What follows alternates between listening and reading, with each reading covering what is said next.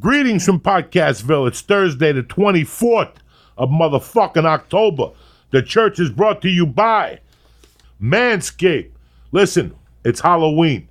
You want to get your dick sucked? How can you get your dick sucked when your dick looks like fucking Eddie Munster? You don't need that in your life, all right? Uncle Joey's here to tell you, Halloween, keep the fucking cobwebs out of your pants, all right? My friends over at Manscaped created a tool you need to shave your balls and the area around it. It's called a Lawnmower 2.0. Fucking tremendous. It does not nick or snag your sack. No fucking anxiety, no nothing. Plus, it's perfect for travel and easy to charge. You can Manscape wherever you go. I do it one fucking handed, as you'll see on Paris on Instagram Monday morning. I shave my nuts in the toilet. You're not going to see my nuts. It's not rated X. It's just straight up fucking hair, little pubic hair. Anyway, Manscaped will get your slung looking fucking nice and shiny. And it is the first time you consider Manscaping, they got the deal for you. It's called the Perfect Package. But for right now, listeners from the church can get 20% off your first order when you use promo code CHURCH at manscaped.com. And if you order the Perfect Package, they'll also throw in a free travel bag when you use promo code CHURCH, CHURCH. That travel bag consists of the crop preserver, the reviver, and a beautiful razor called the plow. You're going to fucking love it, all right? Just hear me out here. Church family, go to manscaped.com, press in church, get 20% off your first order. That's manscaped.com. Keep your motherfucking balls clean. The church is also brought to you by my bookie. That said, it's over. Fucking World Series is here. Pro basketball is fucking here. The Lakers lost on Tuesday night at home. Everybody ate a bag of dicks on fucking Tuesday night. The line went from -1 to plus 3.5. It was amazing. They just destroyed you. They just fucking destroyed you. And you know the good thing is, you could have been part of that, but you weren't paying attention. You were somewhere else jumping up and down, talking about going to the weed cafe like a fucking momo. Football season's here. All right, basketball season's here. The World Series is here. You like winning money, or you want to keep walking around with rabbit ears coming out of your fucking pocket? You like betting sports? Well, I'll tell you where to put your money down. MyBookie.ag, that's where. If you're trying to bet on the NFL, baseball, MMA, whatever the fuck, MyBookie's got it. Right now, they're running a super contest. 100 to get in. You pick 5 teams against the spread. Listen, you rack up points. First place, $100,000 guaranteed. Where you going to pick that up on February 3rd? Nowhere. MyBookie.ag. That's what they got going on. So do me a favor, all right? Right now, today, let's start the weekend off on the right fucking foot. I'm feeling a little fucking lucky. So are you. It's Thursday, right? You're waking up, you're saying, you know what? Today they're going to suck my dick. Right now, you go to mybookie.ag. Double your first deposit right now. Use promo code CHURCH. Grab a pen. CHURCH to get 100% bonus on your initial deposit up to $1,000. Now, who could do that for you on a fucking Thursday? Nobody. Visit mybookie.ag today. That's mybookie.ag today. Don't forget to use promo code CHURCH when creating your account. Oh, real quick right now. Do me a favor. You start to look at yourself in the mirror. You're going, fuck, I'm losing hair. The last time you gave your girlfriend a stabbing, in the middle of the stabbing, your little staminka got soft. You know, you don't need this aggravation. I mean, 66% of men start to lose their hair by the age of 35. Do you want a bald spot to pop up and your hairline to recede, or do you want to do something about it first? I got the answer. ForHims.com. It's a one-stop shop for hair loss, skin care, and sexual wellness for men. I'm not saying that you got limp dick. But what I'm saying is, let's say you're going on a date, you already gave her a stabbing, you missed a couple spots last time, and this time you want to give it to her good. You know what I'm saying? You missed a couple. Yeah, you missed a couple positions. You wanted to tie her up by her feet. Anyway, I don't know nothing about that. What I do know is ForHims.com is a one-stop shop for hair loss, skin care, and sexual wellness for men. What we're going to do now is this. Let's say you're having a problem with your little hairdo. I'm losing hairs by the day, but I'm 56. It served its purpose.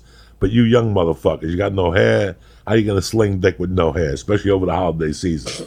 Listen, the church family I'm going to get you started with complete hair kit for just $5. You're going, Joey, $5? $5 fucking dollars. What, do I gotta go to Mexico? No. This gets delivered right to your fucking house, all right? This is ForHims.com right now. While supplies last, I'm gonna get you $5 for the first month. Hey, subject to doctor's approval, all right? You gotta see the website for full details and safety information. I don't want you saying, Joey, I'm over here sitting bald. All of a sudden, I'm growing hair. I'm a fucking beetle. Whatever. Listen, if you went to a doctor, you'd spend fucking thousands. Or a pharmacy somewhere, you'd spend hundreds. I'm going to save you all that aggravation. No doctor's visits, no nothing. Go to forhims.com/Joey right now. forhims.com/Joey. Lee, kick this fucking mule. I love it. It's a beautiful fucking day to be alive, motherfucker. What? It is. That is a beautiful way to start a day. Hey, listen, Billy Ray, Billy Wayne, we don't fucking. You can say whatever. Everyone says whatever. It is great to fucking see. It's good to see you too. It's been a long time. We had a nice moment in the park. Last time I saw you, you were a young man. Just a. That's fair. Yes. Young man. Yeah, I was young man. Kind of fatter and drunker. How long have you been doing comedy for now? 16 years. When did I meet you? You met me. Shit. So 2006. Wow. West Palm Beach. You started in 2000. I started around 2002, 2003. And I met you in West Palm Beach with Ralphie? No, I wasn't. No, it was through Ralphie. I was down there. I had met my now ex-wife down there. I was hanging out with her, and you and Joe came through the Improv. And he was like, yo, you need to go meet Uncle Joey. And I didn't have, it was a fucking feature act. So if I had $50 on me, I was like, we are doing good. So, yeah, that's when I met you. You were super nice. Like, one of the funniest people I'd ever seen. It's like one of those things where I was like, oh, I got to rethink how I'm doing a lot of this. It was just to watch you do this. And then I got nervous, and then you were really nice. And then that's just an intense place to meet anyone. So. Now, you were with the Spanish girl at the time. Yes. Okay. Yes. You met her down there. Yes. And then how did you end up in Seattle? She got a job there. Okay. Now, a couple months after I met you, yeah. Did we do the radio together? Which, listen, I could tell you what I ate for breakfast in '82. Ask me what I ate for breakfast today. I got no fucking idea. I don't think. Maybe y'all did yeah, you probably did with Joe in West Palm because she was on the radio there. She was on that main radio station. Yeah. Oh, without a doubt. Yeah, because that's how I met her. And you started where?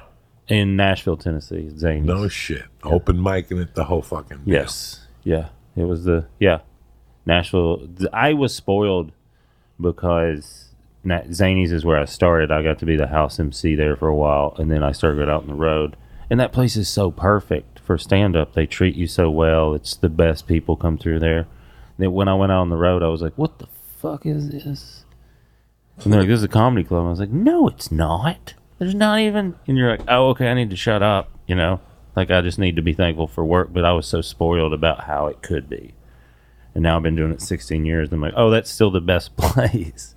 And you'd be the house MC Sunday through... Yeah, it would be Wednesday through Sunday, usually. Wow, yeah. So you get good quick. Oh, yeah. Yeah, and you get really good. There was like a local open mic on Tuesdays. And then, but like, I was so used to... Because I quit college after I started doing stand-up. Because I was like, oh, this is what I want to do. And so I was ready to... No disrespect. How many years did you throw away in college deciding? Because this is a poll. This is a question I ask a lot of people. I would say I threw away 2 years, and then I played baseball for the first 2 years. Scholarship? You could call it that. Junior college. Then don't disrespect that. I didn't mean don't throw it away. What I mean was finding ourselves. Oh, yes.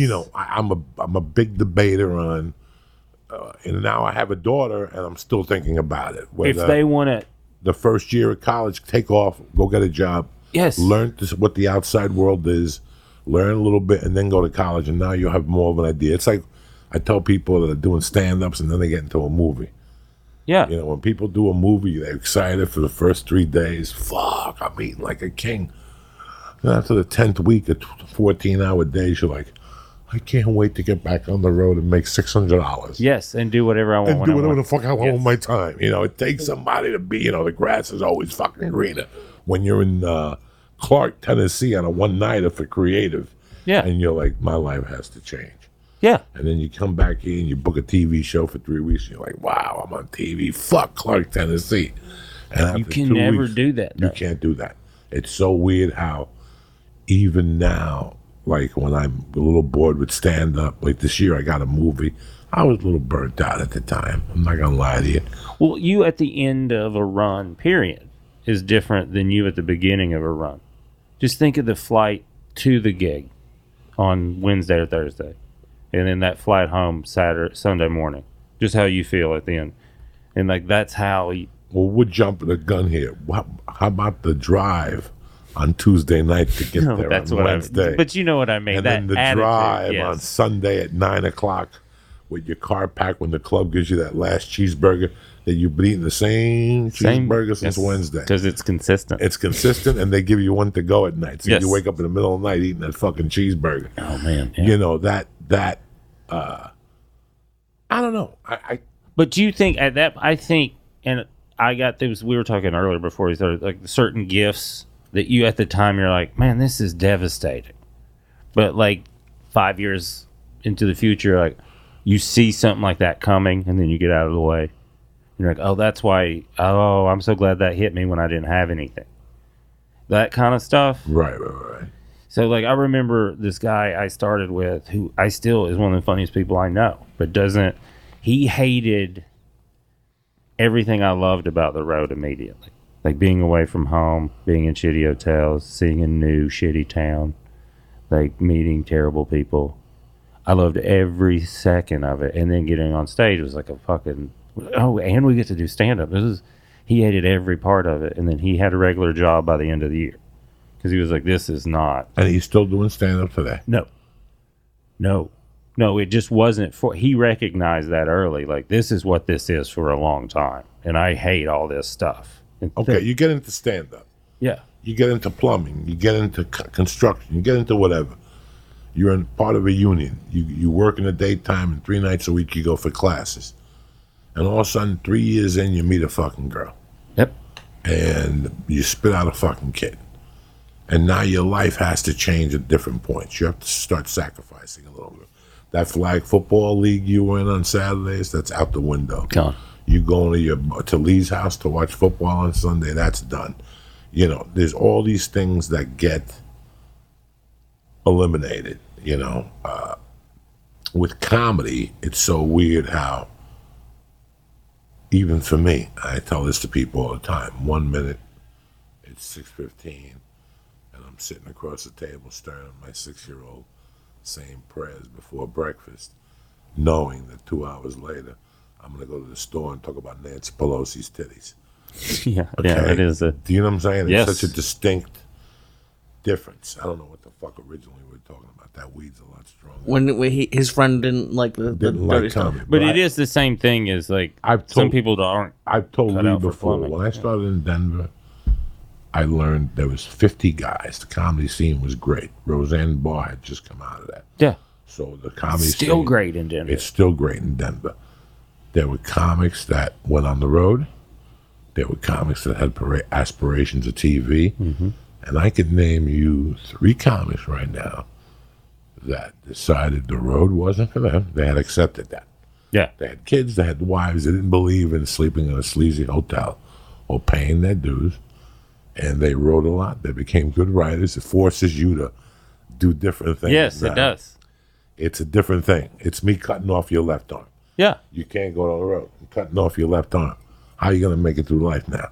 And this guy ended up being like a headliner, a Denver headliner.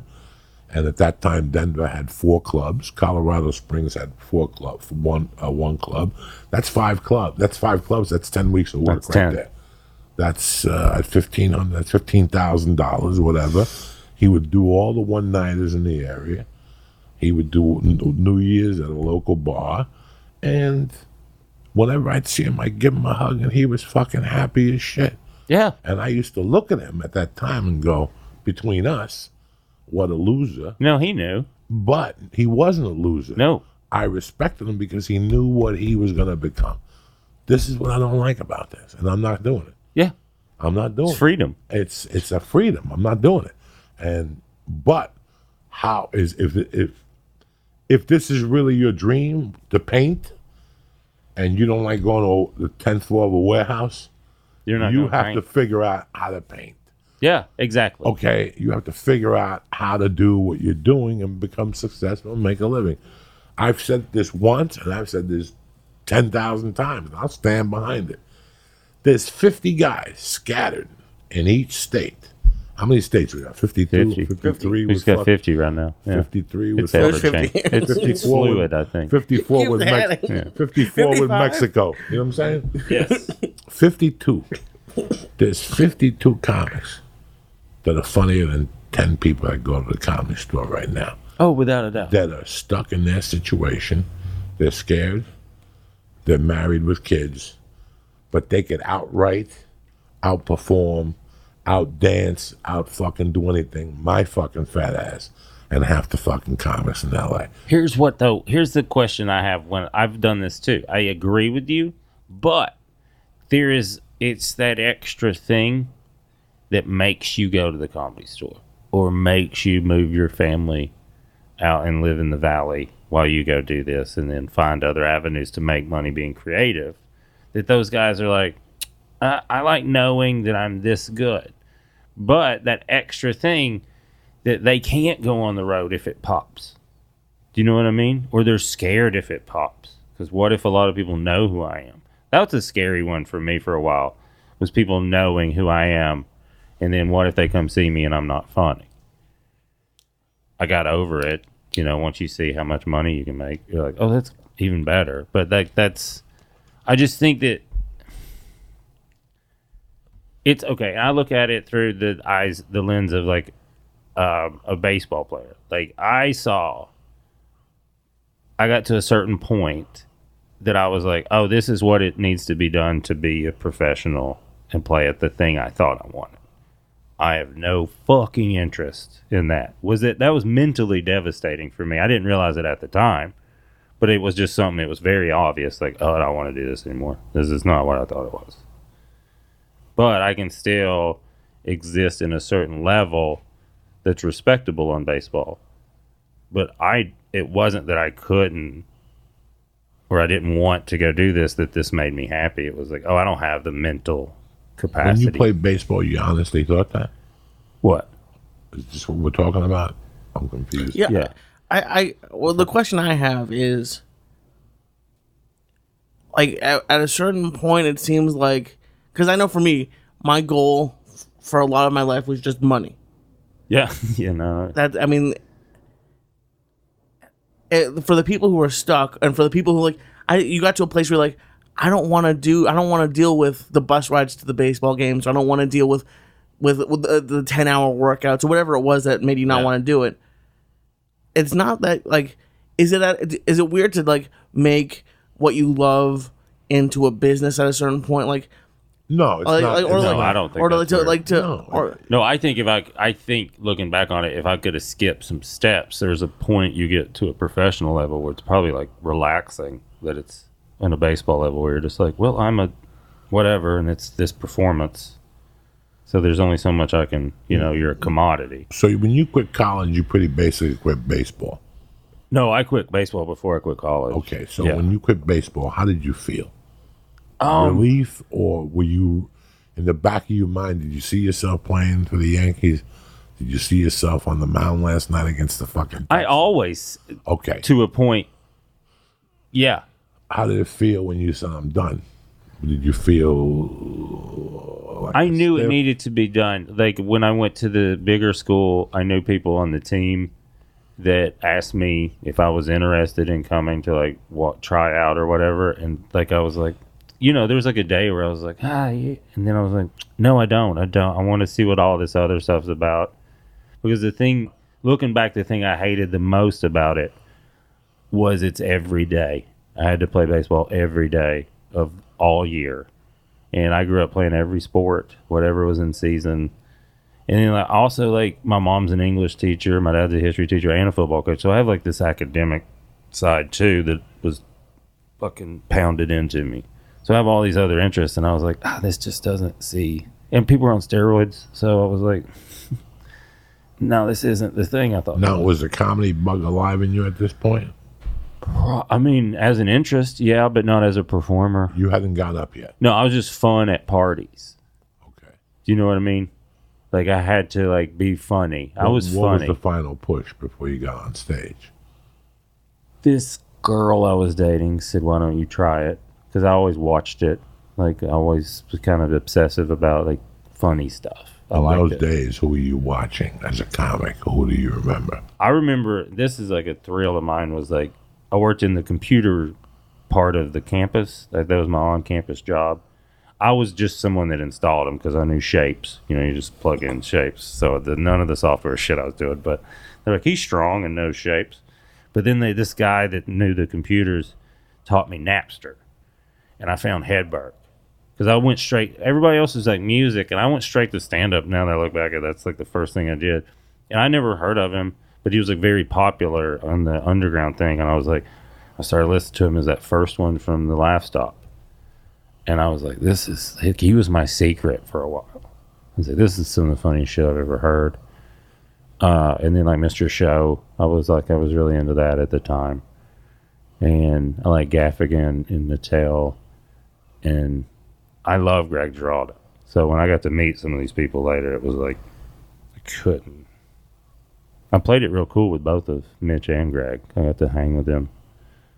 But it was like, well, they didn't let me down either. They were just like real ass dudes. And that's probably why I dug them so much, looking back on it. But that's who I was into. I mean, Bill Hicks, when I first started comedy, I didn't know who he was, if I'm being honest. Until you meet other open micers who are like, have you heard this dude? And you're like, oh, that's great. And then she told me, she was like, just go try it. Where'd you go? Zany's. No shit. I was in Bowling Green, Kentucky, and Zany's was the closest thing I knew of a stand-up club. They had a night in Bowling Green like once a month. I remember I found out Tom Sobel for Louisville booked it. You know, I found out later what all of it was, but before, you're just like, there's a thing they do, kind of. And I never went there sober enough to really, before I was interested in it, to understand what it was. It was just like some dude talking in the other room while there was a shot special.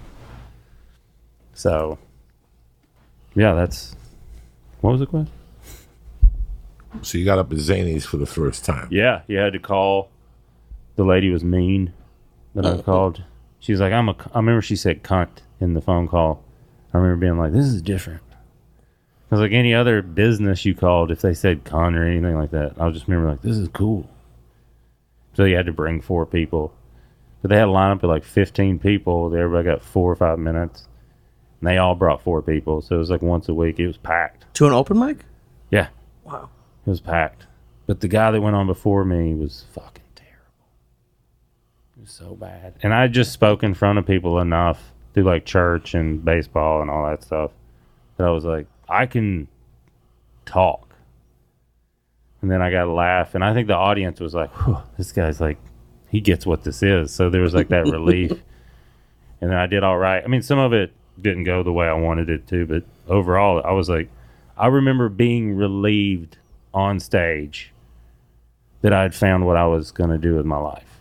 Like that moment. Like consciously It's relieved. the weirdest fucking Insane. I mean, I'm 38 walking, now. Yeah. When you're on like the 10th step, you're like, that's it. I still remember 1991 walking up the hill, that little hill at Comedy Works, because I got on stage at Comedy Works the first time. We're both spoiled. Like, this is the pinnacle. I was roofing. I was going to estimator school. I was thinking of going back to college and trying to finish my degree, like in Fort Collins. But lost.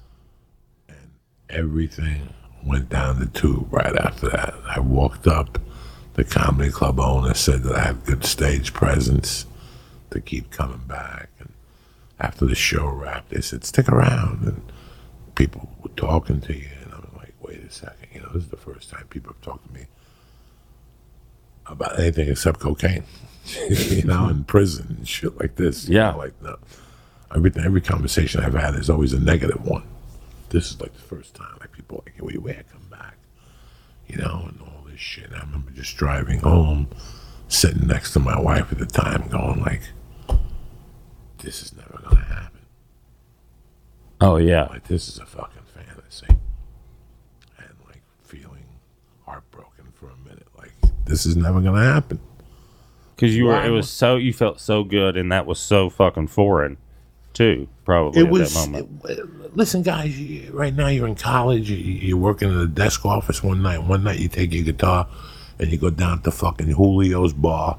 You get 3 beers and you go up there and you do a rendition of fucking Joan Baez, and you fall in love with it. But you got a wife and a kid. Yeah. And you got insurance for the family, and now you got to go back to your fucking desk and add numbers and call white people and tell them why they should buy your sanitation products or whatever the fuck you do for a living. Yeah. And now you have this passion inside of you. It's a horrible feeling. It was like horrible. And that night I got a gig.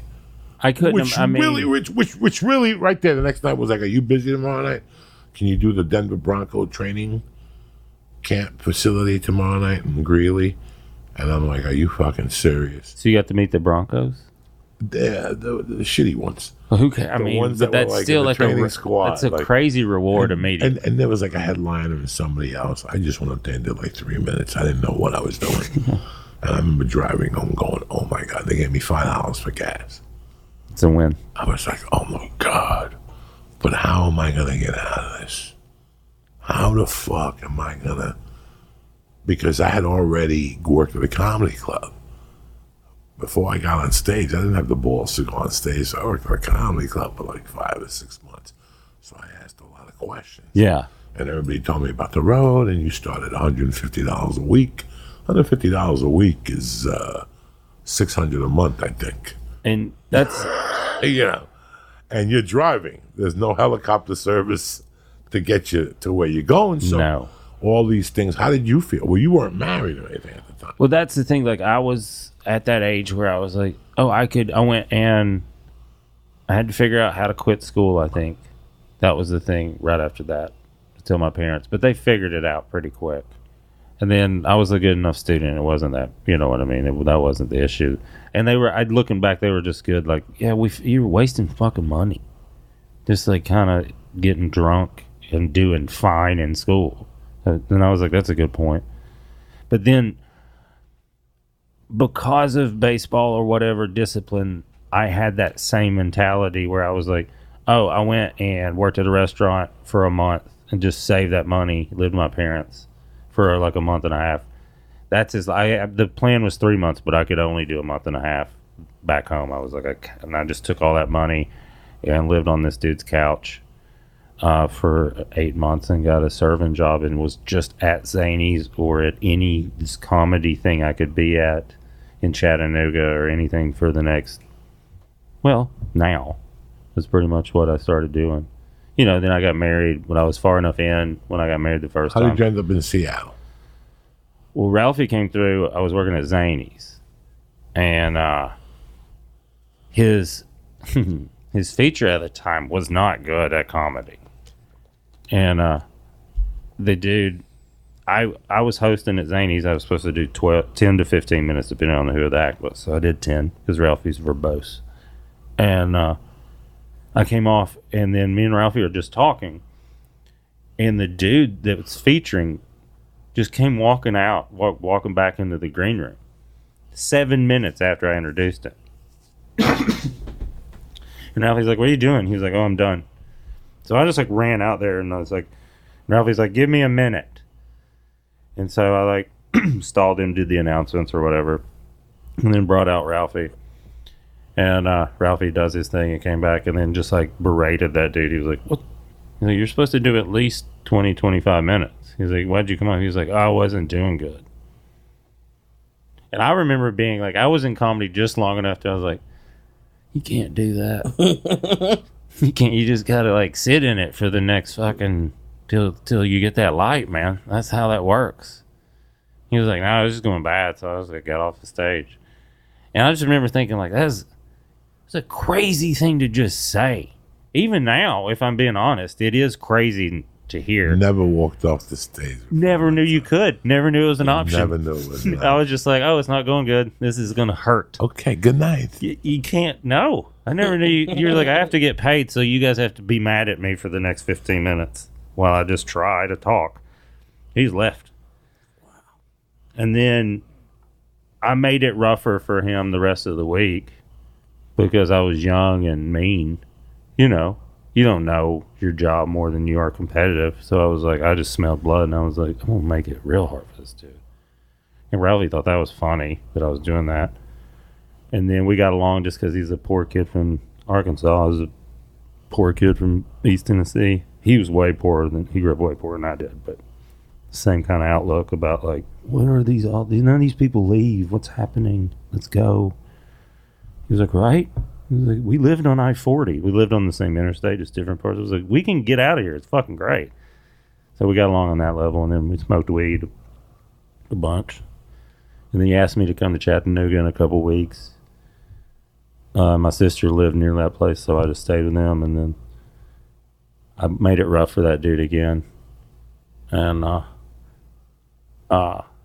was doing it on purpose. I was Who's like, the dude? Is he around? Fuck.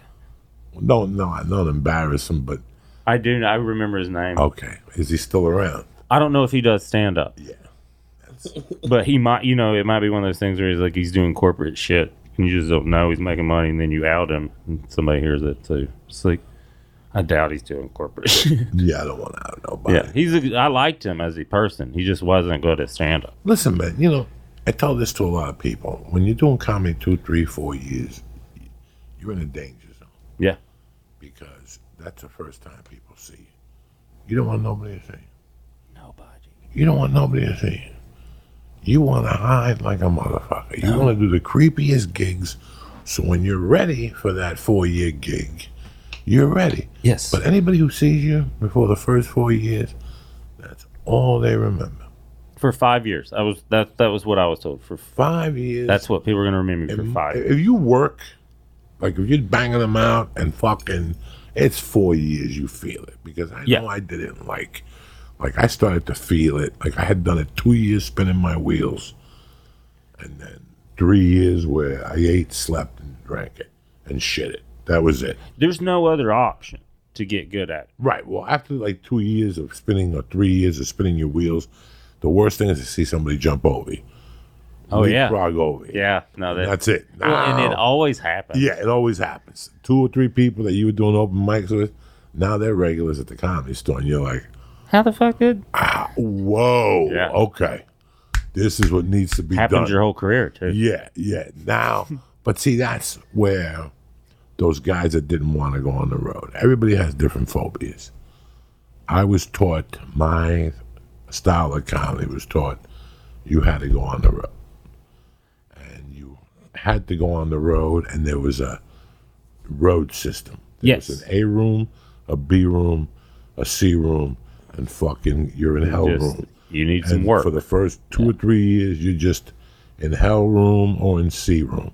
That's it. You really don't want to go out of there. Every once in a while, a friend of yours will throw you into an A room just to pull yourself out of the water to make sure the island's still there. Well, and but you got to push yourself down. It is good to know what you're working on. What you're working on. Yes, that was huge for me. And because of, thank God, my work ethic, that helped me to be at Zany's. Also seeing, this was huge for me looking back, seeing different acts that I necessarily wouldn't give a shit about selling out. And so you were doing 28 shows a month. So no, he did a good job of being like, some months would be 2 weeks. Okay. Some months 3. Some months 1. Do you know what I mean? 7 sets. Oh, it was Wednesday, Thursday, Friday. Wednesday. 2 Saturday, and 1 Sunday. No. 3 Saturday. 3 Saturday. Yes. I learned it was 3 Saturday. That's the accelerated program. Oh, it was my friends when I go back to open mic would be like, "This isn't fair," and I'm like, "No, it's not. No, it's not. No, it's not." Accelerate. An MC week, I tell people all the time, an MC week, like once you get into the MC process, especially here in LA, they want to skip it. It's the dumbest thing. And then it's not going to work for you. No, it's not going to work for you. How? Someone told this. May have been Tosh. You do 10 guest sets at those improvs. You got 1, 2, 3, 4 up in Oxnard. All right, you do guest sets on a Thursday. Somebody talking. When you wake up on a Monday, the first thing you should do is look at the improv sheets. Yeah. And see who's doing shows, and see who's producing shows, and reach out and go, I want to do 5 fucking minutes. And then you do the 5. Then somebody else produces a show. Then you do 5 again. Then the club manager come up to you and go, hey man, Have you ever thought of emceeing? And you're like, yeah. Okay, call Rita on Monday. And next thing you know, Rita gives you to run around for about 3 months, which, that's her job. And then, boom, all of a sudden David Spade falls out, and the whole team falls out. Yeah. So there you are. You're available. And you host, and now she says, what are you doing next week? I got a spot in Ontario. And boom. And you're going, Thursday, Friday, Saturday. And now you get into the rotation of those MC spots, and you hate it. It sucks. You do it until you hate it. Hi, let me give a free glass. It sucks. But all those pauses and all those going away from comedy and going back to comedy, that's an education. Oh, my God. That's an education that you don't get at open mics at all. Brian Dorfman looked me in the eye the other day, and he said this. I remember this like the second day where I was like, because the first time he's very smart. He just wants you to go out and do your thing, and he's watching. The second day, he's like, all right, your job is to get these announcements right, get these guys' credits right, and tell them how much this stuff is. And if you're funny, that's fucking cool. I don't give a fuck. And I was like, okay. I just remember laughing because I was like, cool, I like him, then I get what this gig is. Like, all I have to do is these things, and the rest, he doesn't care what I'm doing. But other people heard that as like, well, what the fuck is this? I'm a comedian. I was like, no, that's cool. He just told me what I had to do. And the rest, he said he didn't give a shit. And I think he recognized that. Like, looking back, like, he was giving people tests that I saw other friends of mine just fail miserably. We'll be like, oh, he's giving you this leeway to see what you're going to do, and you failed. That's why it's not. I was thankful now that I had someone like that early on, because like other friends of mine were just, they didn't know what they were getting into, because it was like a endurance test. It was like fucking special forces shit, where it's like not what you're doing, the task. It's see if you can mentally get through this horse shit. Because that's all this whole business is mental horseshit. Giving you these, and the people that he made quit or whatever didn't even realize he's making them quit. He gave them gifts too. He's like, you're going to waste your time doing this. So I just think those things are really, like, that's why I couldn't just be someone in the middle of the country. Do you know what I mean? How long did you stay in Seattle for? 3 years too long. How was that comedy scene? At the time, that really sparked you. It was great. That's a good comedy scene. What you were talking about earlier, where you're like, we just knew the road. That's all we knew. That's all I knew at the time. By the time I got up there, that's all I knew. So when I got there, I saw these guys like, because there was a pipeline to L.A. that I didn't know existed. Right. That's the pipeline to L.A. And I was like, oh, these guys are like jumping down in this way I didn't know you could do. But I also recognized when I got up there were different rooms. That was the thing the road did give me, that gift where I'm like, oh, there's a ton of different rooms where a lot of guys up there would stay in their room or their type of room. And I was like, no, you can do your act in different rooms, guys. It's great. There's a bunch of like casinos up here. There's rock rooms down here. There's college gigs. There's corporate gigs. Great clubs in the city. You know what I mean? You were there with Giggles. It came and went, which I think is the way it goes. Right, the Mormon guy that owned it, and then he gave it up. Yeah, he gave it up. He gave it up, and then the underground, and they burnt down or some shit. So. The old underground, I was there for the very first, like the first year I was there, the underground existed where you were there. Right. And then they had to retrofit that building, so they moved it over to that Heroin Square, or Pioneer Square. That's where it is now. Yeah. Yeah, it's just people go pick up smack there. It's not even, I'm not speaking out of place. It's just you drive by there. And very much whether. We would just sit out and smoke cigarettes and be like. There used to be a bar down the block from the underground. If you walked out of the underground, you walked down that block, then there's like that little strip mall. Right there was Josh Wolf's bar. It was a Mexican bar called Lobo Loco. I know what you're talking about. Okay, yeah, but it's like built up, but if you walked outside the Comedy Underground and you looked to the corner, that was a club owned by Hart. The band? Yes. Okay. They were from Seattle. Okay. And they rehearsed there. And some nights you'd walk out and hear, crazy for you. And you're like, what the fuck? And years later, I was listening to a radio thing, and that's why Chris Cornell was tight with Hart. No shit. Yeah, they were all from that fucking little area there. Okay. How crazy! I mean, this. It makes sense too that they were all on drugs. You know, I that area. thank the Comedy Store, but the place where I cut my teeth was the Comedy Underground. I mean, I learned a lot about life there too. Oh my God, did I cut my teeth there? You know, and I was telling Lee that there's these people that open up these open mic places in LA, and they charge you $5. You go in there, you do 5 minutes.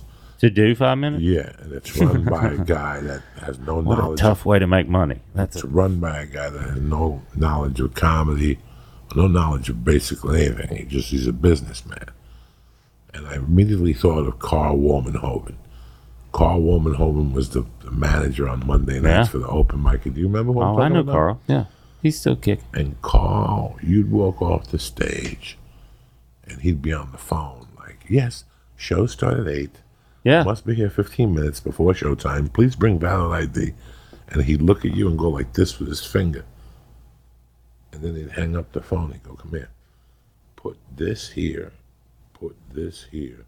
Get rid of that. That's terrible. And you're like, but get rid of it. Like, he was honest with you. And right. And to the T. To the T. To the T. If everybody had that coming up from that 5 to 7 year mark, again, your ego has to be right to accept that. Yes. A lot of people go, fuck you. That's my favorite joke. What have you done with your life? There's people like Phil Jackson. Phil Jackson was the worst basketball player I've ever seen in my life, but he won 6 championships. There's certain people like Mitzi Shore, there's certain people that can come up to you and go, this, get rid of it. This, put it here. This, put it here. Make this your opener. You want that. And you're sitting there going, holy fuck. Yeah.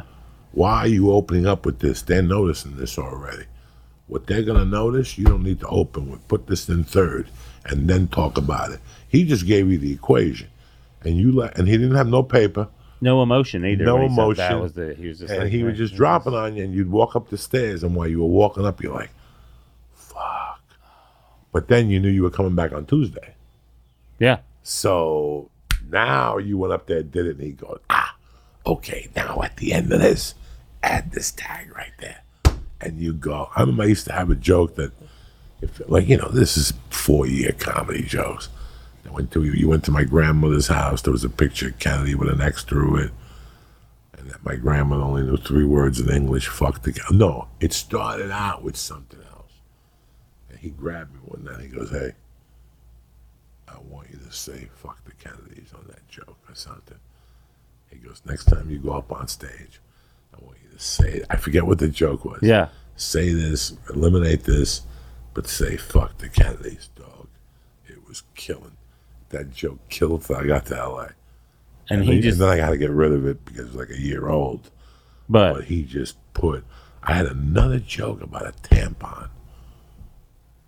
The string, when you see a girl with a string, and I used to say, you don't know whether to pull it or light it. And then I had another joke that he gave me that was about AIDS ribbons. That people walk around with AIDS.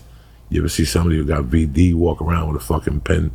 Something. That's pretty, yeah. He would always take you. He taught me to take a joke from here to here. It's a joke. But he also was he and I got along because we hated overusing words. Right. He taught me the efficiency of words. Yes. He and I were always cutting words. Yeah, he's a pro. He was like, you said that. I was like, I know immediately. He'd say to me right off the bat, what's with the sales pitch? That's it. Get rid of it. Get rid of that minute. Set up. You're not doing nothing with that minute. More funny. And then I discovered that because I was trying to be a joke writer. Yeah. And then one night I went to. Because someone tells you how much the monologue writer on the Tonight Show makes, and I used to do that. I used to date a girl that was crazy. I still love her. We still talk from time to time. She was crazy. She was just a stripper. Mm-hmm. I adore her dearly today because she got me to LA. Well, there is we need those type of women when you're doing that type at that level. It's the part of the journey. Yes, it is. Because they're teaching you about what's going to happen too. Yes. It's the journey. This is what I tell people about the journey. The journey is everything. It includes women. houses, people's houses that you sleep at. Just a couple things popped in my head. Hadn't popped in my head in a long time when you said that. Oh, That. And they're special. They're called angels. Yes. If you look them up on Facebook, you'll not find them. If you look them up on I'm not Google, looking them up on you'll not find them. They're missing. They're angels. That's a They're good angels point. Yeah. that were there to help you get from point A to point B because you were putting so much effort into your comedy. This is how the universe took care of you. Yeah. By putting that person, that situation, that car ride, that couch. That. What do you mean you're leaving Monday? I got a room that pays $300 on Tuesday night. That light court battle, so you understand how that that's going to work later. Where you're like, oh, you need to pay someone because this could be it. That just those, all those things. It's a very special. Carl is one of the people. We still talk to like Josh Wolf. Yeah. Like I still talk to Carl through Josh Wolf when he goes up there. I know they go to lunch and stuff, but I thank him. Like that's what I would want to open once I retire and shit like that. I would love to open up a coffee shop with comics, did comedy, and I sat in the back. And I just told you one time. Like that's what I loved about Carl. Well, that's all you need. Carl no. Carl used to tell me this fucking bum. Like Carl was the king of that. Like this guy bombs every night because he won't listen to me. Okay, don't listen to me. You're meanwhile, because at the Comedy Underground, you got to start number one. Yes. And then you move up the list, the funnier you get. And he goes, he was number 3 when you got here. Now you're number 9 on the list, and he's still number 2. He don't want to listen to me. The only way I would do it is if you listen to me to the T. If not, take your fucking stupid ass somewhere else, because I don't need you. Because you're not wasting. You're wasting my time, and most importantly, you're wasting your own time. Yeah. Because you're not even at an ego part yet where you can accept what the fuck we're telling you. You're too stupid. So I don't want those people. We couldn't tell you how to fix it because you don't even know what you're doing. Yes. So it's kind of weird how me, Josh, even Brody, he was kind of coaching. Yeah. He was coaching Brody to be crazier. Like, Brody, you got to be big. I remember him telling Brody that one night that you got to be bigger with that joke. The joke is not going to work unless it's bigger. Well, if he does it quiet. Right. That's what it was. He was people are worried about it. Right. He was doing it's not funny. I mean, you're always going to be a little worried about him. Yes. But, like, if he's doing it quiet, you're like, that's not. It's like, have you seen Joker? No. I'll never see it again, but it's great. It's a Let's go ahead to describe it. It's great. I was uncomfortable most of the movie, and it's great. That's why it's great, because you were uncomfortable. That mother now. They did the now job homeboy needs. I hope he's got a team of therapists, because you can't go to somewhere he went without bad stuff happening to you when you were in your life. The way he went to some places, we were just like, oh, this is bad. It's as an artist, it's just like. We know there's some people that listen when you watch Modern Family, or any other show on television, you're watching Scrubs. Yeah, Jennifer Aniston was said the best actors in this town are in theater, the little theater that there is in this fucking town, which kind of blows too. I'm not disrespecting anybody, but when you go to these acting classes and shit, like when I went there, like I always play myself. Oh yeah, I'm not an actor. I play myself. I got the Soprano movie coming out. I can act sad when I'm. I'm playing myself. Yeah. I can never be the Penguin. No, I can never be. You know what I'm saying? Like yes, that's yes. But there's people out there that's the gift of acting. I realize the guy that played the brother in The Fighter. Yeah, it's always a crackhead. He's tops in my book. The black guy from Lawrence, whatever his name is, Lawrence Fishburne. Yeah. Tops. Go watch him in... what's Ghost Dog? 2 movies. What's that? Lawrence, what's his name? The guy... Have you ever seen Ghost Dog? Oh, God. You've never seen Ghost Dog? Who was in it? And if I say how I know, it's Forrest Whitaker. It's Jim Jarmusch. He's like a samurai and... in like Queens or something like that. Well, he's another good actor. There's really actors out there. You gotta watch Ghost Dog. I'll watch it. Okay. There's real actors out there. Then there's these guys that they just think they're actors. Yes. They'll talk to you about all this Stanislavski shit, but they're not acting. I could talk all the slouchy shit you want all fucking day. Doesn't make me a fucking actor. No, I know. When you're around an actor, a real actor, and they see you cut, and your whole body goes, what the fuck was that? That's a real actor. And when you're shooting 10 feet from him, like they made you step out from the scene. Okay, you're not in the scene. Just 1 minute, you're not in the scene. The camera's not going to cover you, so step out. And you see the guy do it, and you're like, holy fuck, that's acting. That happens very rarely with me. When you're just like next to somebody and you're like, oh, whoa, there's not many people like that, is what you're saying. No, there's not many people. Brad Pitt in the baseball movie is brilliant. Yeah. He's fucking brilliant. I went to see whatever that fucking Maleficent with my daughter and my wife last week. Where she's playing herself? Angelina Jolie. Yeah.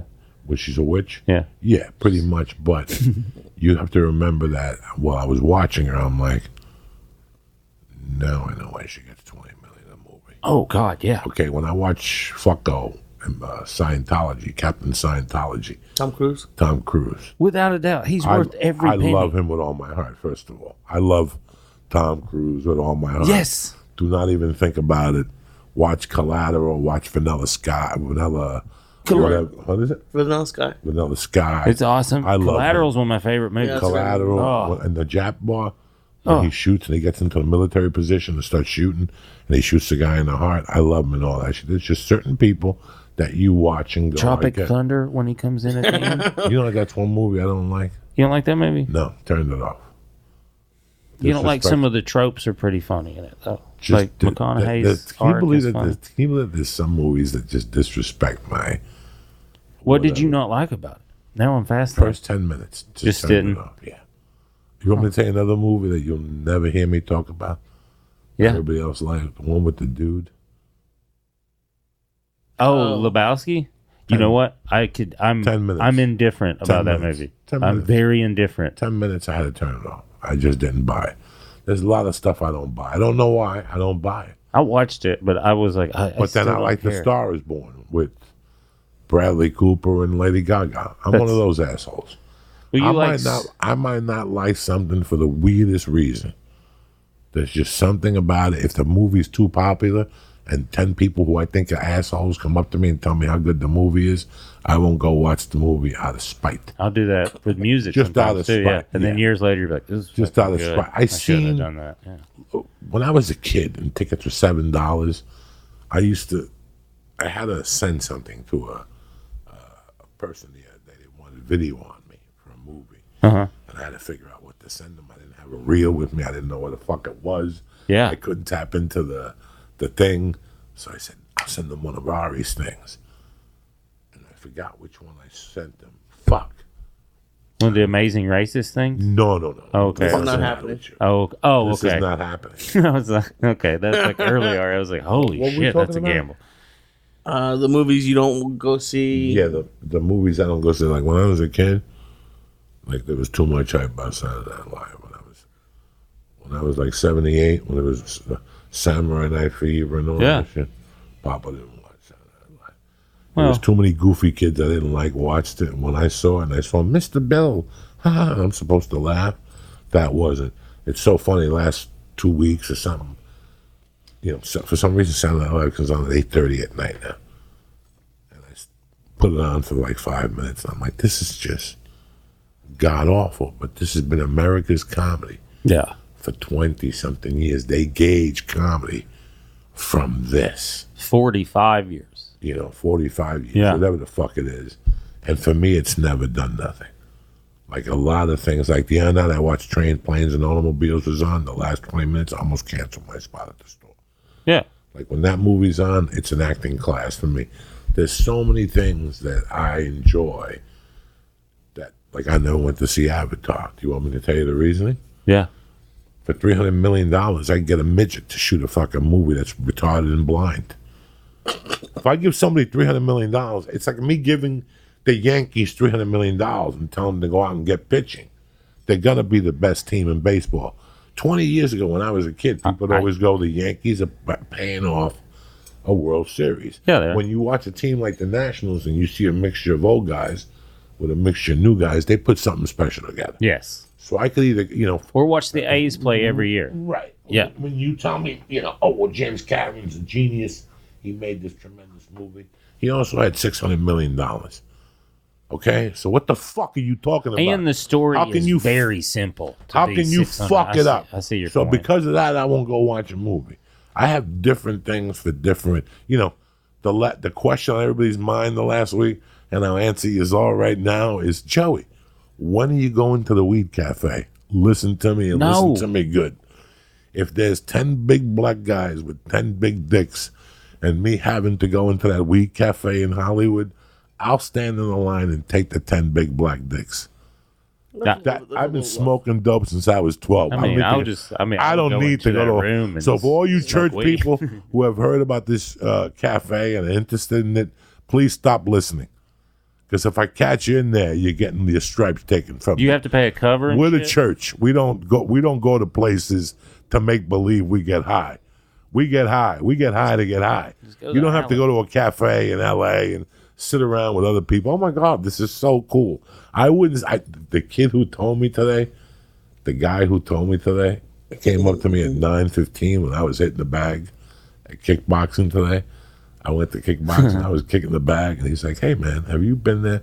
And when I looked at him and gave him my answer, he's like, "You should have seen his face." Like I'm thinking of calling him and apologizing. I didn't mean to. Because I de-winded everything he had because he's older. He should know better. If a 20-year-old comes up to me and go, "Have you been to the Weed Cafe in Hollywood?" I get it. You're a fucking moron.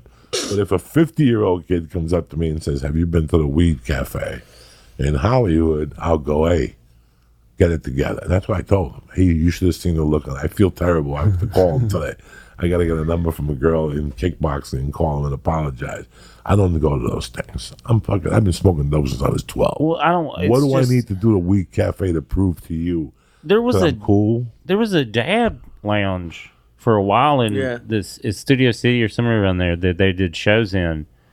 It was cool because you go in this head shop and then there was like a bookshelf, and you pulled the bookshelf open, and then there's a back hallway, and there's like a club.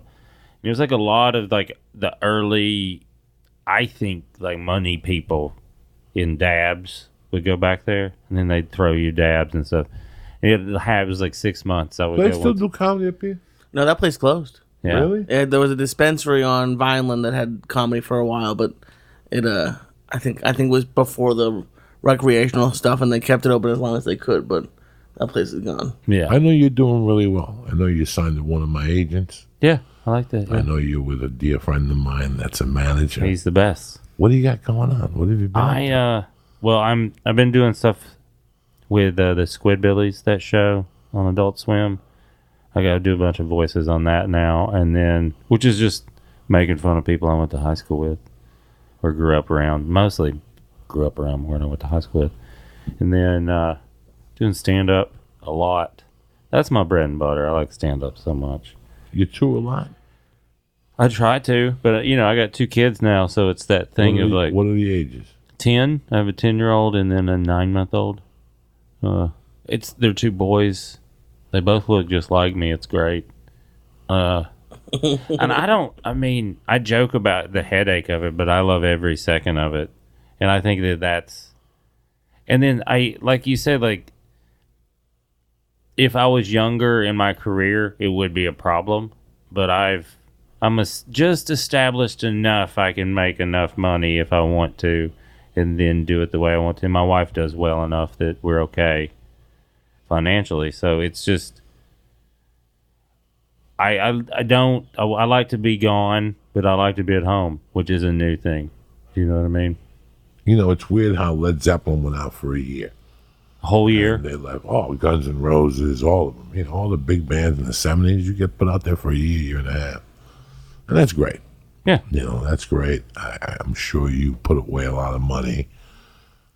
Once you have the children, I feel that it's either pay me now or pay me later situation. If you don't give them the attention now, Someday when they're 16, it's going to fucking start to haunt you because you were never there when you were 4 and 5. Yeah. You know, I've said it before. I've adjusted my schedule for the house. I work 6 days a month. Yeah. If I can't keep me in pork chops, you know what I'm saying? I don't know what else will. Well, that's, You know, it's just doing what I'm you can. around the house. I do a podcast with my daughter on Tuesdays. Tonight I'm in with a, no, tonight I'm flying to New Jersey. You know, I try to spend Sunday's the Lord's Day in my house. You got to eat dinner at 6. I take it right back to the beginning. There's no restaurant. Yeah. Home, family, home. That's it. I When don't we- give a fuck. that's- Chick-fil-A style. Papa don't want to work on Sunday night. Lately, I've been going to the store on Sunday nights, and I feel guilty, but it's such a great night to go down there because there's nobody down there. Well, that's the best night You to walk get. through the fucking halls like there's There's nobody no down car, there. there's no It's so sad carnival. you even look for a friend. You can't find the ghost. Even the ghosts down there take off on Sunday. You know what I'm saying? So That's the best day to get. That's my favorite day in the club, Sunday. 'Cause when you're traveling on Yeah. the road, I mean, I don't do them many because, like, it's a, I want to get back. I try to take the earliest flight back to get back to my son. He's 10. Like, that's a day off from school. It's like, no. First flight, you're the fuck out of there. oh, without a doubt. But, like, I think back on, like, those are the best days. Those Sunday nights at a club. When it's, like, 40 people and you're not doing your act. You're doing a version of your act. Well, They by know it's Sunday fun. nights in the old days. when Yeah, we that's started, what I'm talking. You They don't want to do another joke after Saturday. No. Especially No. if you had 3 shows. By the 3rd show, you're confused. You don't Oh. even know what joke you told, if you told it before, if you didn't say People it. don't know what I'm talking about when I bring that up. Oh, Like, you ever done 3 shows? no. They're like, what are you talking about? Like, Horrible. you don't even know. Horrible. When if you got said 30 that minutes in that act. and it's 3 fucking shows, and you get your opening for Rogan or Pablo or fucking Gabriel, and by the 3rd show, you have no idea. You're up there going, did I say this already? And then you fuck it Sometimes up. you do. Dog, I remember a couple times in Miami, people were like, you said that already? I'm like, That's the worst place that can happen to. oh, shit. And then Sunday, you wake up, you're tired, your girlfriend's on the phone. I wish you were here. We're all going to go to the beach. And you're like, great. You I'm mean in 4 fuckhole. people? I'm, Yeah. I'm in fuckhole in a hotel. Oh, by the way, that great sandwich place across from the hotel is now closed Yes. on Sunday. So now everything changes. You've been used, and now you're tired. You've been there all week. And now instead of walking 1 block up the corner, you got to walk 4 for something you don't want to eat because it's the only thing that's fucking open. And then you're back in your room and it's 1 in the afternoon and the show's not till 7. That's the worst. And there's no football. There's golf. That's why Sundays when you're I like cut 8 out. hours, 7 Yeah, hours, 6 2000 hours. God damn. 2001, I was already like, Joe Rogan, we can't work Sundays. What are you talking about? It's painful. Can't do it. I'm not doing it. It just doesn't seem right. And little by little, I went away with it. And one day I go, Joe, I'm not doing it. You have to. I'm not doing it. I'm coming home Sunday. Let Ari stay with you. And we had tons of disagreements. And today, nobody works Sundays on my book. And if you do, God bless you. I don't have nothing against you. Listen, but again, I decided this in 2001. I was also doing comedy 10 years. Yeah. And for 2 years, I'd follow a line dancing class on Sundays at fucking 8 o'clock in Denver. I had earned my Or you stripes. walk in at 4 to Yeah. get chicken strips Yeah. because that's all you can eat, and then the club is packed, and you're like, "Why the fuck is the club packed?" And they're like, "Oh, there's 3 guys from General Hospital talking." And like, what are they doing? Like, they just talk. Like, and it's sold out. You're like, yeah, it was just women's. That was the first thing where I was like, I don't And then feel you like got I've made a mistake here. There was a lot. Remember in those days, it was that fucking idiot, Widget, whatever his fucking name is, Hatchet, Scratch it, Screech. Screech, yes, Screech, and 8 or 9 soap opera guys. yes. That were on the fucking college tour. That would either.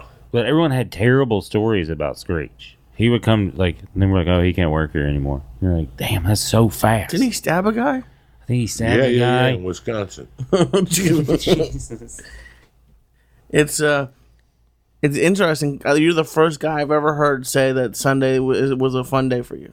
Like the show is fun Okay. because it didn't matter then. It was like, and then you got to do more time. You weren't like worried about not getting hired again. Right. Okay. That's what I meant, like from a stand-up perspective, if that makes sense. Like he's right about every other part of it. But that as a stand-up, you were just like, this is fun. I'm going to try some stuff that I knew I couldn't do all week. And then there's like 4 servers I've got to know kind of good that are here, and we've been drinking. So this is kind of fun. It was like it was loose when it wasn't your show that last Sunday. Oh my God, it was tremendous. When But you a had to feature get act. through that day. Right. Yeah. That day was a fucking, and that's when I decided like 2001, 2002 in Dallas. It hit me. I was like, Sundays are not made for, I've worked enough Sundays. Well, people get fucked And up then at I started, Addison. then I started tickering around with it.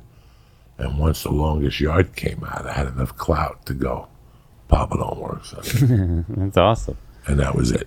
But I don't think a lot of clubs do Sundays at all. And if they do, it's like a... They do. They don't. They're greedy fucks. Yeah. They're gonna work a Sunday for no fucking reason to give away 40 tickets. That's what I don't wear understand. out your fucking staff. Cut the fucking Sunday. Cut it. Like if it's somebody drawing, yeah. And especially in cities That like makes no sense. Denver, Kansas City, Miami, where it's football, You can't. during those 17 weeks, close on Sunday. You can't. Because all I'm going to get is the reap of the bottom of the barrel, Boston. So you want to do a show Sunday night after Red Sox are in the playoffs and the New England Patriots are home. Do you know what you're going to get? You're going to get the dregs of the sewers Boston. to come to your fucking show. Go home. Go the fuck home. It doesn't make any... I did a show on Halloween one time. Again. Oh, fuck, you know it was in Slade's club in Beaumont. Okay. And I remember being like, dude, he was like, I thought more people would show up. And I was like, people never come. This is the dumbest thing in the world. I didn't It's a think we'd dumb do a show when I Halloween, agreed to this. I thought we Halloween is next Thursday. You won't see me. I'm going to go out Tuesday, I think, and maybe Saturday next week. Wednesday and Thursday next week are dead. It's Devil's Night, Thursday night. Yeah. And it's All Saints Day on fucking Friday. Saturday will be fun. All Souls Day and then All Saints Day on the 2nd. Yeah. Saturday will be fun. Yeah. Saturday will be fun. But most Halloween parties are this weekend. Oh, this weekend? See, I've never been a dress-up guy. Me neither. I want to dress up again. I'd rather get fucked by the 10 black dudes than... If I want to be dress up. someone else, I'll just be someone else for the day. I stopped like, dressing I don't understand up. that. I think I stopped dressing. I think after like 9, I just put a towel on. Yeah, you're just like, this is a was candy like thing. Superman. Yeah, this I see what this is. Then when I was 19, I dressed up like an abortion. That's but I pretty ate funny. a Quaalude and passed out, and I fucking never got to the thing. And that was it. I never dressed up again. I don't like none of that shit. You don't like Quaaludes? I love Quaaludes. Do you Back think when there's they some had- still around? Someone's bringing this up the other day. I'm floating sure. around, I'm right? sure that. Listen, man. I know a chemist that said, whatever gender they are, I'm not going to repeat it. Yes. Told me once that they can make cocaine if they wanted to. It's just the chemical properties. Yeah. So if you went back and looked to see what was in a Quaalude, I'm sure somebody's making some concoction. Some very fun chemist. close to Yeah. us. And if you want me to tell you the truth is that first time I did a hit of ecstasy, I thought it was somebody who was working on a Quaalude but made a mistake. Oh, really? Do you know what I'm saying? Like it was cousins to the Quaalude in a way. Ah. And there was a Euphoric? euphoric and soft, and don't drink too much on it because it might take you to a different level. So You don't want to drink on it either, right? I don't know. I wasn't a big ecstasy guy. I think I did ecstasy maybe 3 times. I did the MDMA shit that you drink. That fucked me up. Really? See, I missed a lot of those That drugs. fucked me up. That was at the store one night. I never fucked with pills, and I think that I skipped a lot of those I kind fucked with pills when I first became an open micer. Because I had sleep problems. Ah. And now, instead, I use the edibles. See, I was taught weed was so bad growing up. And then when I tried it, it like helped so much stuff. Yeah, That I was like, it does help. oh, this is great. So it helped so much stuff for me. Weed keeps my powder dry. Yeah? That's what weed does for me. It keeps my powder dry. Before I stab a motherfucker, I smoke a joint, And it's like when you ever call a girl at 4 in the morning. Not anymore. You met her at the club at 2 and she thought she's going to suck your dick. And you keep calling her and calling her. I have been in that And situation. she's like, well, I'm going to come home, but I'm going to bring my friend Lucy with me because I don't want nothing to happen. You're like, hold on, let me call you back. And then you bang one out real good, and all of a sudden she calls back. She goes, okay, I'm around the corner. You're like, go fuck yourself. Yes. Yes. You know what? You just eliminated 1,000 dilemmas Yes. by me banging one out and not worrying about you and your friend, and now your friend's chubby, and she don't want to stay because she don't like, you don't have hummus, whatever the fuck. Yeah, you have to keep her busy. Yeah, that's it. Once they call you and they got to bring a friend, what are the chances of you breaking me away from your fucking friend? 0. Unless you leave her a cheeseburger and you go in and say, come here for a second, I want to show you my dick. So it's like, it's those type of It's situations. still too big of a gamble. Yeah, You're it's right. still too big of a fucking gamble. You're like, you know what? I don't want to do this shit no more. That's like when they gave John Mayer shit because in Rolling Stone a couple years ago, he was like, yeah, sometimes I go jerk off in the bathroom at like public places. He's like, it saves me a lot of trouble. And they gave him shit for that. I was like, that's the smartest thing I've ever heard. Like, you should tell young boys that. Like, when they're going into college, be like, hey, just go into that stall and jerk off and treat it like you're taking a shit or something, and then come out and then see if you still want to do that. Like, how much that would save. Especially with phones now, it's easy. Yeah. Yeah, oh, God, yeah. Yeah, that's how mostly I watch porn is on my phone. Because I have kids and everything just in my fucking room. I've never watched porn on my phone. Really? Disgusting. No, it's not. I'll watch a thing. I don't come on it. I just If you watch want it. to fucking send me a picture of something, I'm all in. You know what I'm saying? Billy Wayne, it was a pleasure to fucking see Yes, you. it was a pleasure. We both came from the same mentor. Yeah, we did. God rest his soul, wherever he is. And I Yeah. didn't even know you lived in town. I had no fucking idea. I need to get to the store more. But Do you perform anywhere locally? Or not? yeah, I do the improv. I do. Okay, so you're at the I improv. do the Dynasty typewriter. I heard that's great. It is a great little room. Yes. There's no parking. That's the nightmare. Where's your website at? bwdtour.com. If you just Google Billy Wayne Davis, all that shit comes up. That's the easiest way. I've got Instagram, Twitter, all that. But all my dates are on bwdtour.com. I'm going to Seattle next week. The Parlor? No, that closed. They closed. That's Close. My friend Rick Taylor opened a little room on Capitol Hill called Club Comedy. It's great.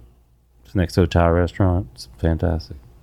right. So I'll be up there. It was fucking great to see you. It's so good to see you, man. Looking at you, I'm seeing all the memories and laughs we had all those years. I passed and I wanted to bring this up because Ralphie, when I really met you, like we had met like what we were talking about in Florida, but after I was getting my divorce and it was like very clear this was happening, Ralphie's like, I got to take you somewhere. I was in LA and we went to this all-you-can-eat sushi place on Ventura, and you just laid down science is the only way I could describe it. Of like, some of the stuff didn't happen, but some of it happened in a way that I was like, I remember when it was happening, it made me laugh instead of like, being like, oh, this sucks and it's sad. It was just like, oh yeah, Coco said this was going to happen. During your divorce. Yeah. Just that stuff. Like, you gave me this thing, like it was entertaining.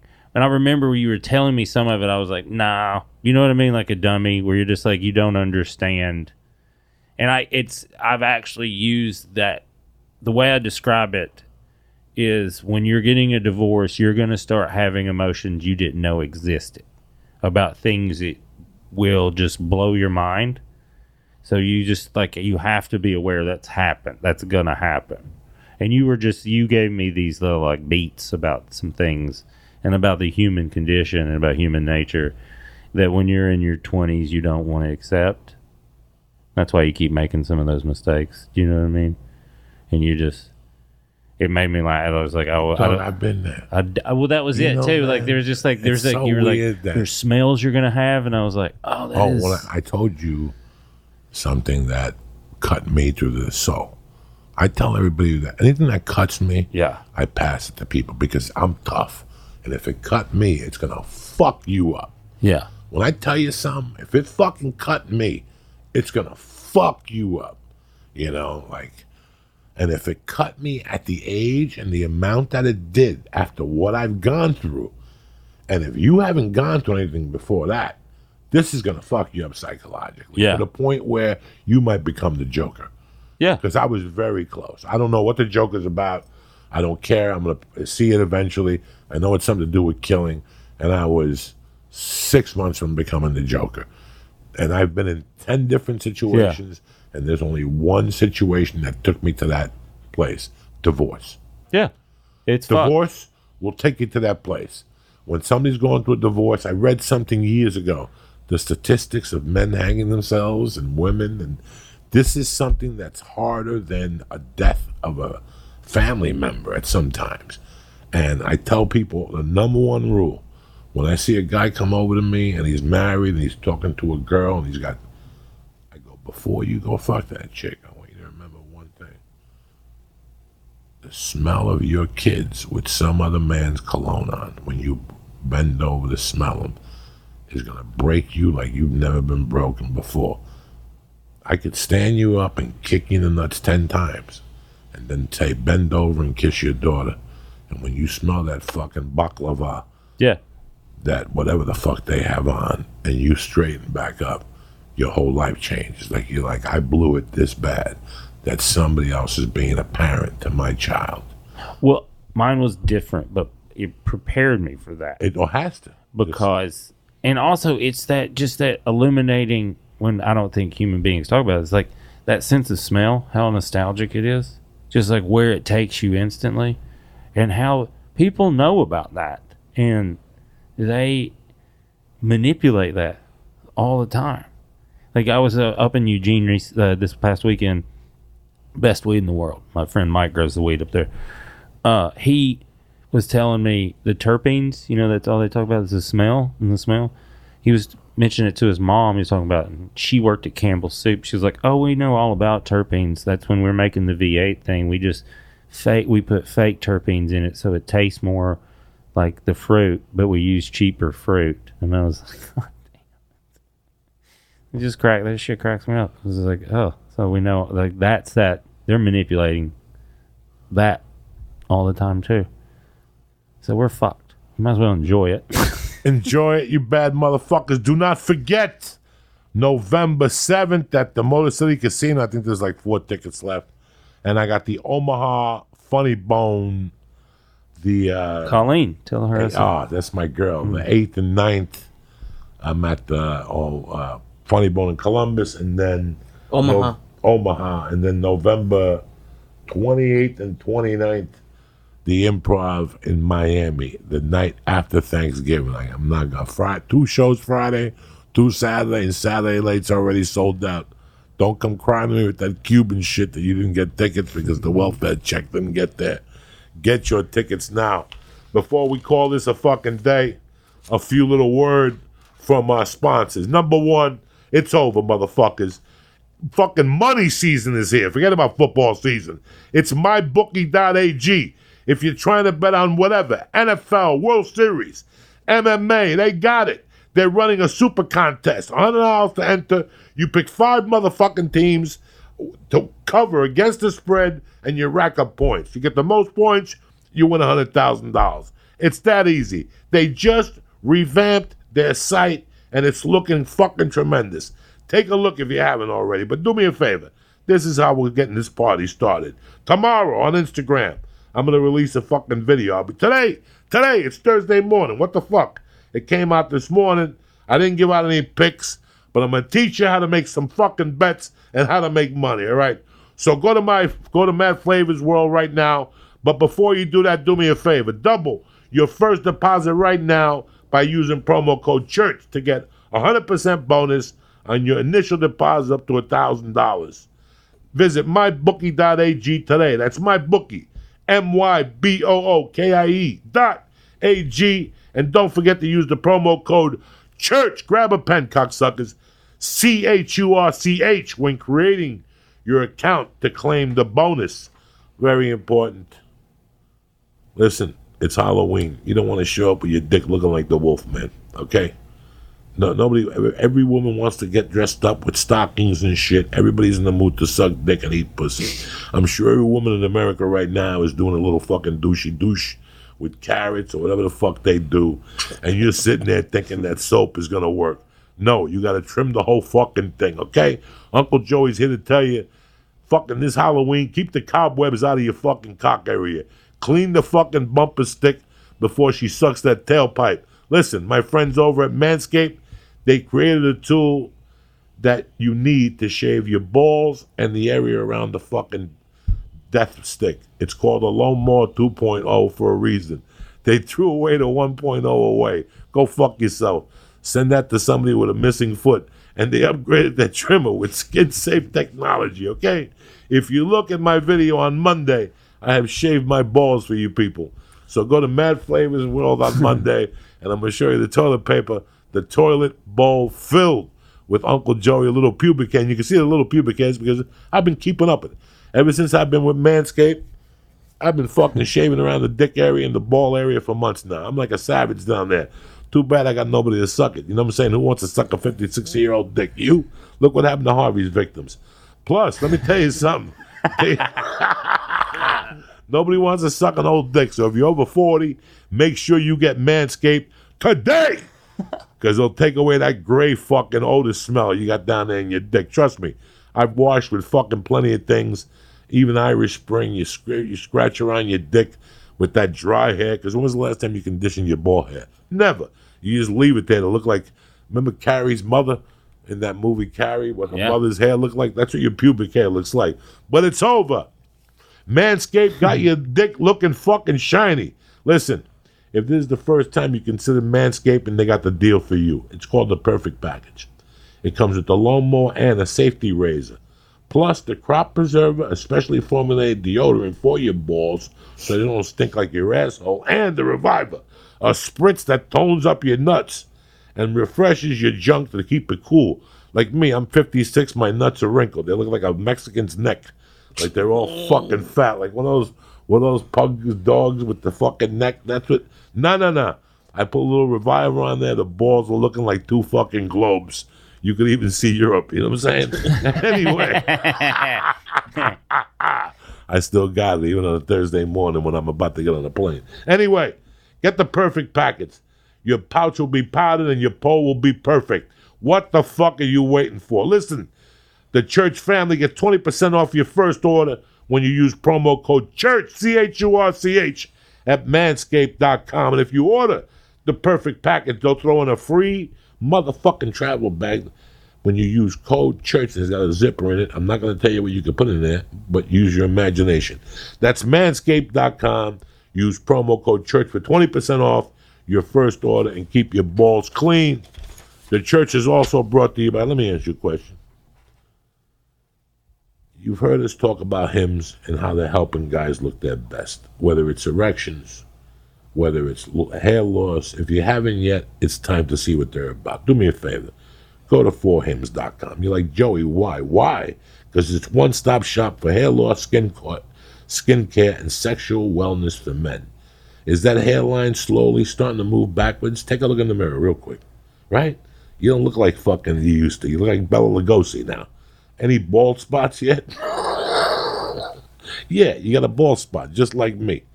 The best way to prevent more hair loss is to do something about it while you still have some. It's time to get a handle on these precious locks. I ask, do you want a bald spot to pop up on your hairline or your hairline to recede, or do you want to do something about it first? What do you want to do? Tell me. You want to sit there like a Mook Delore, or you want to look like you fucking joined Led Zeppelin? Why do guys turn to weird solutions for nothing when they don't do nothing? They don't do nothing. You can turn to medicine and science. That's why ForHims is here. What we're going to do is this. This ain't no snake oil pills, a gas station. This is prescription solutions backed by science. No more awkward doctor visits, or long pharmacy lines. ForHims connects you with a real doctor online, which you can save hours with, completely confidential, and it's discreet. You answer a few questions, the doctor reviews it, they determine what's right for you, they prescribe medication for either hair loss, ED, and they ship it right to your fucking door, okay? Nobody knows nothing. And you have rings, so you see if somebody steals your Viagra. If you see the old man down the corner with a fucking tube on, he stole your Viagra. Anyway, get the hair loss treatment everybody's talking about. It's featured in GQ, Men's Health, Esquire, and Playboy. Order now. The church family gets started with the Hims Complete Hair Kit for $5, Lee. $5. $5 today. Right now while supplies last and subject to doctor's approval. See website for full details and safety information. You know this. Uncle Joey's telling you this could cost you hundreds of fucking dollars. You understand me? I'm going to hook you up for $5. Go to forhims.com/Joey. Again, that's forhims.com/Joey. I want to thank ForHims. I want to thank Manscaped. I want to thank my bookie. I want to thank you motherfuckers for always being family. I want to thank Billy Wayne. I want to thank the Christ Killer for putting this whole thing together. And I'll see you motherfuckers next Thursday in Detroit and next Friday and Saturday in Omaha. If not, we'll see you Tuesday morning, Tip Top Magoo, ready to fucking go. I love you guys. Thank you, Billy Wayne Davis, it was you a bad pleasure. motherfucker. Dream come You true. too, Christ Killer. Have a great weekend. Stay black. Bye. Bye. Oh, that's it.